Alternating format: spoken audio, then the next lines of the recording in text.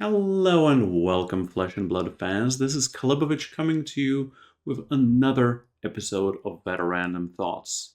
The spoiler season of Uprising, the 7th set for Flesh and Blood, has started and is well underway.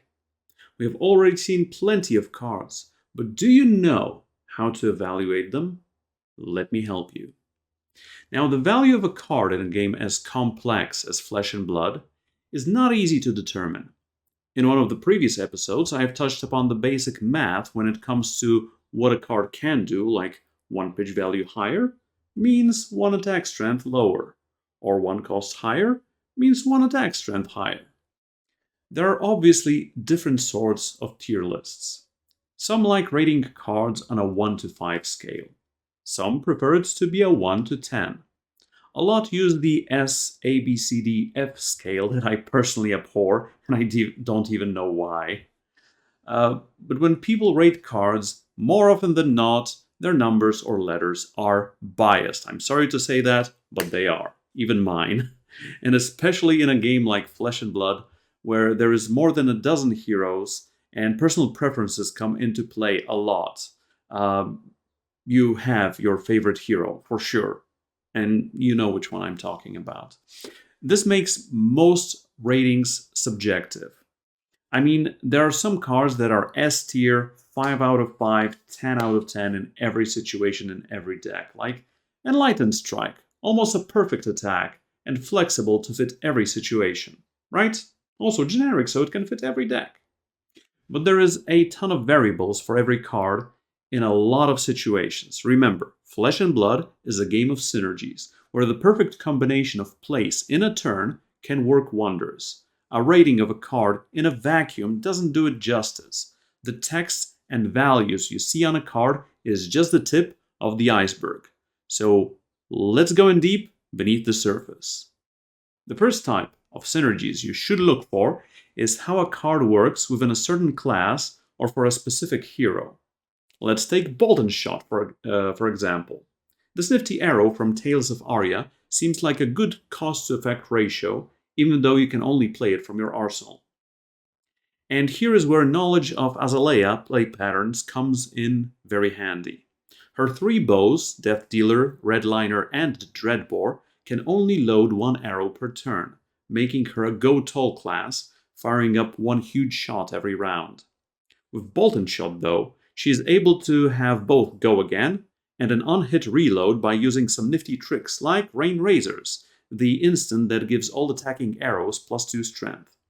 Now think about a turn of loading a Bolt and Shot, attacking with it, playing Rain Razors, tricking your opponent, allowing you to reload another Bolt and Shot, attack with that one, with go again, reloading an endless arrow, attacking with it, using Snapdragon Scalers to give it go again. It returns to your hand, you still have an action point.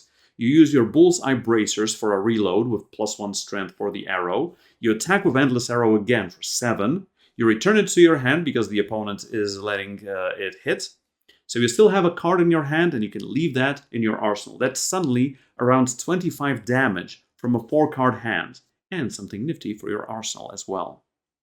The next synergy is based on the metagame you are playing in. Everybody knows that Command & Conquer is a great card, but it sometimes just doesn't get played because it doesn't fit in a deck, because there's a lot of good cards you can add. However, if I'm playing a Guardian and there is a ton of OTK decks running around, I'm looking at you, Sir Bolton, I will surely be playing it alongside a bunch of pummels to drive the point through. Haha, Pamelvanko. The next thing you should consider is the formats you will be playing the card in. And I do not just mean Classic, Constructed, or Blitz. Draft is a format too, you know?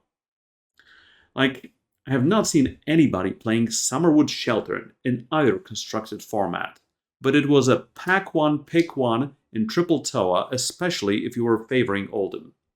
Metagame synergy comes here as well, as each of the 3 heroes had access to huge attacks, potentially with Dominate, especially Lexi, making this defensive boost a really good option.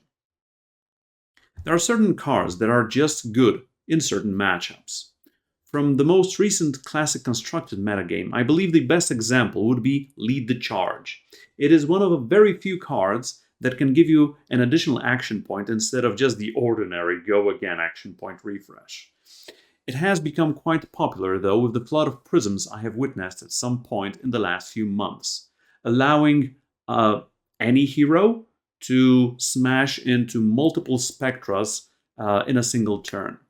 Runeblades would be running red copies, Brutes yellow, while in Starvo I had 2 copies of a blue Lead the Charge only for the Prism matchup. Okay, fine, for the occasional Kano as well to up my blue count, but that doesn't count. Alright, even if you have considered and reconsidered all of the synergies that are available today in the whole card pool for Flesh and Blood, you still don't know what the future holds. Some cards are introduced with synergies to come for it in the future. When Kasai was released in Crucible of War, she was just another young warrior hero that had a slightly different game plan than Dorinthia, but mostly meh and eh. Fast forward 3 sets later to Everfest, where we got not only an insanely good Kasai specialization, blood on her hands, but also a lot of cards supporting warriors fighting with 2 weapons, like Blade Runner, and generating more copper, like Outland Skirmish. And suddenly, Kasai became one of the top choices for Blitz decks, especially in my area. So please, dear viewer, have all of this in mind when you're reading the next spoiled card from Uprising. Yes, you might speculate on whether it will be good or bad, but definite statements of OP or useless might miss by a mile. So far, we've only seen just a bunch of cards, but we have to keep the whole iceberg of synergies in mind. To give you a couple of examples. One of the first Uprising cards spoiled was Channeled Bleak Expanse. The effect on the card says, heroes can't reveal cards, search decks, or draw cards from effects. Whether this card will be good or bad will depend on the metagame, and whether we will have a lot of decks that reveal cards for fusions, etc., search decks from tutors, like Become the Arc Knight, and draw cards from effects, like Crown of Seeds or Snatch. Another example are Dromai's Either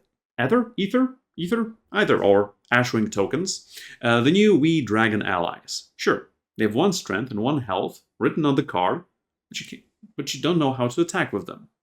You had to wait a day or 2 for Dromai's weapon, Storm of Sandakai, to be revealed to see that the weapon gives Ashwings the ability to attack. I do hope these random thoughts will help you with determining the strength of the new cards from Uprising. Oh man, I can't wait to play with the new cards and the new heroes. See you at the tables.